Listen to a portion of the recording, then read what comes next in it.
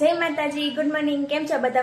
મજામાં જશો એવી આશા રાખું છું. તો તમારું સ્વાગત છે આજના નવા બ્લોગમાં. તો જો અત્યારે આપણે નાસ્તો થઈ ગયો છે, નાઈ પણ લીધું છે અને ઘરનું બધું કામ પણ થઈ ગયું છે. આજે છે ને નાની બેન જેમ જૂના જમાનામાં સીપેડીમાં ચટણી ખાંડતા ને એમ આજે છે ને મારા નાની સીપેડીમાં ચટણી ખાંડે છે. જો હું તમને બતાવું.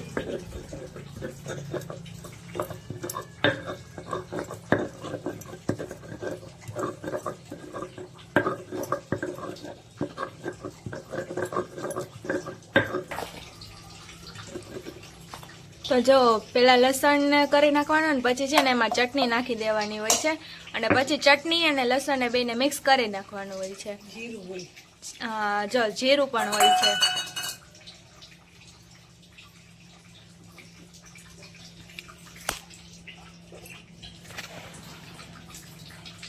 અને પછી છે ને થોડું થોડું પાણી નાખતું જવાનું છે અને ચટણી વાટતી જવાની હોય છે. નાની એ છે ને મસ્ત મજાની લસણવાળી ચટણી છે ને અત્યારે રેડી કરી નાખી છે અને રેડી કરીને છે ને ડબ્બામાં પેક પણ કરી દીધી છે. તો કોને કોને આવી લસણવાળી ચટણી જોઈને મોઢામાં પાણી આવી ગયું છે ને નાની બનાવે છે રોટલીનું શાક. તો હું તમને બતાવું નાની કઈ રીતે રોટલીનું શાક બનાવે છે ને. જો નાની આમાં તેલ નાખી દીધું છે અને બીજું મેથી નાખી દીધી છે.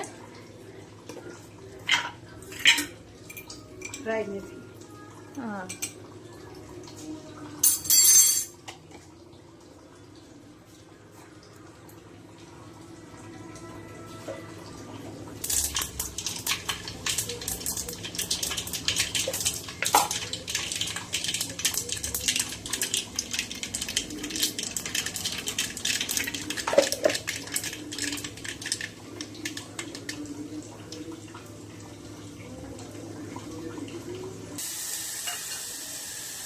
તો જો છાશમાં થોડીક ચટણી નાખીને પછી આમાં જે રાઈ મેથીનો વઘાર હતો એમાં નાખી દેવાની છે.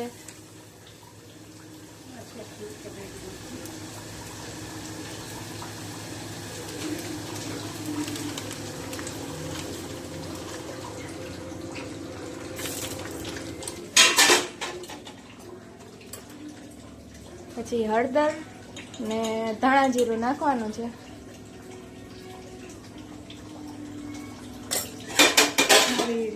લીમડો, હા, પછી એમાં છે ને થોડો લીમડો પણ નાખી દેવાનો. કોથમરી, ધાણા ભાજી. જો નાની એ મરચું નાખી દીધું છે ને હવે થોડીક કોથમરી નાખી દે છે.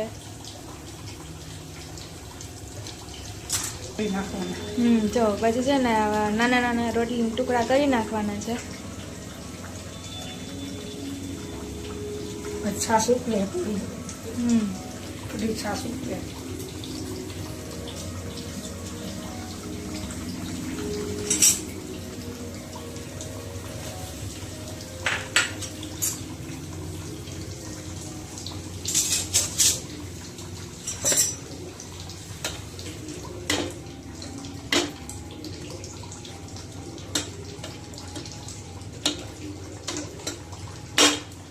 પછી આને છે ને 5-10 મિનિટ રાખવાનું ને. 5-10 મિનિટ રાખવાનું છે. પછી આપણું બની જશે મસ્ત મજાનું રોટલીનું શાક. તો બની જાય ને બની જાય પછી તમને બતાવું કે નાનીએ કેવું રોટલીનું શાક બનાવ્યું ને. તો જો નાનીએ છે ને રોટલીનું શાક બનાવી નાખ્યું છે.